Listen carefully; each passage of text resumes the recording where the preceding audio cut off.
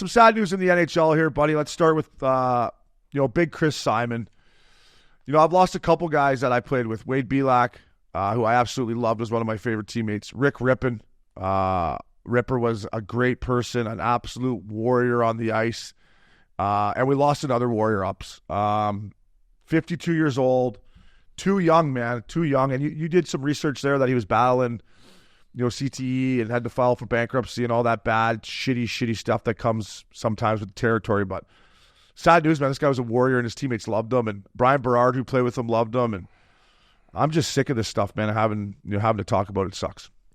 Yeah, he's young too, right? Like we've exited the game now for 5 years, and a lot of our friends are a little bit older, some a little bit younger that are still playing. But at 52, you're still in this case, Chris Simon's still a young father. He's got a lot of life and a lot of years. You would love to say he gets to grow up and be around his family and raise his kids and watch them play hockey and watch them go to school and all that stuff. And it's heartbreaking. And, the hockey community is very, very small. It's very tight. You're watching the outpouring of support to his family. And Max Domi last night after the game made an incredible, incredible statement to say, like, he acknowledges the family. And this guy played the game the right way. And he was a guy, you always knew he was on the ice. You always knew when he was going to be in the lineup.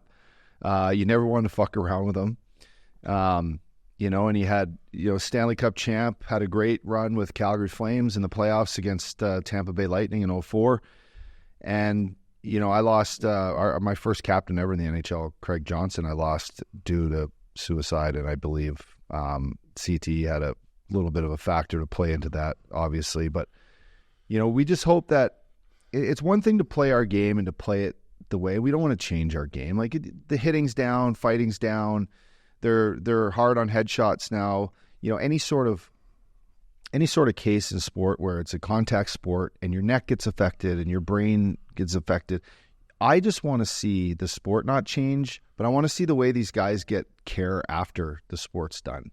There's no reason why, we're talking about salary cap five minutes ago on the show, Obi, but there's no reason why money can't just be provided to the post-hockey career, and especially if you can get diagnosed as someone that might have, CTE. Like, you know what? You had 3 concussions.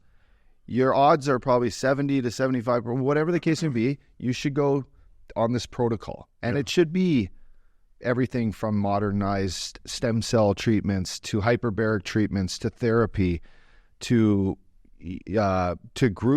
group sessions and talking and telling people how you feel. And we hold so much in as athletes and as human beings alone. It's as we get older, there's so much stress and anxiety and sleepless nights and worrying about shit that you probably wouldn't worry about if things were just all good. And, for many of us, we hide the pain that we feel. And you just hope that this opens up people's eyes and that the communities get gathered together and we find help and we find answers, and that we prevent the next guy from being in this sort of situation. Yeah, I guess what I took away from it too is, when you first retire from the game, in my situation anyways, was the hardest part for me. The first year or two when you just retire and you don't know what the heck's going on, you don't know what you're going to do. But this proves to me that, it doesn't matter how old you are, you can still be dealing with stuff, right? So get help. There's help out there, fellas. If you're, big Chris Simon's age at 52 or even older and you're dealing with stuff, there's help. Dan Carcillo, reach out to him. His life has changed. There's people out there that can help you. So I guess you're never out of the woods, so to speak, if you are dealing with this stuff, right? Yeah. So, but what I remember, you're right, he was an absolute killer. I mean, he came up to me, I was playing in Tampa, I think, and he was playing in Long Island, and this is when he shaved his head. He didn't have the long hair that he used to have, and he just came up, and I remember he's like, "You think you're tough, kid?" I'm like, "Fuck, Simon, I'm just trying to stay in the league, buddy." And he's like, "Well, then you just better play whistle to whistle, keep your fucking hours down." And I'm like, I get it. But I remember him with the long hair, the run the Flames had in 2004. I just remember how important he was to their team. Big, strong. Obviously not the fleetest of foot out there, but he would get to the net. He was big. He could score. He won a cup, like you said, but a very intimidating guy on the ice. A guy that, speaking to a few guys here in the last week that played with him, absolutely loved him. So, Chris Simon, you will be missed, fella. Our condolences to his family and friends.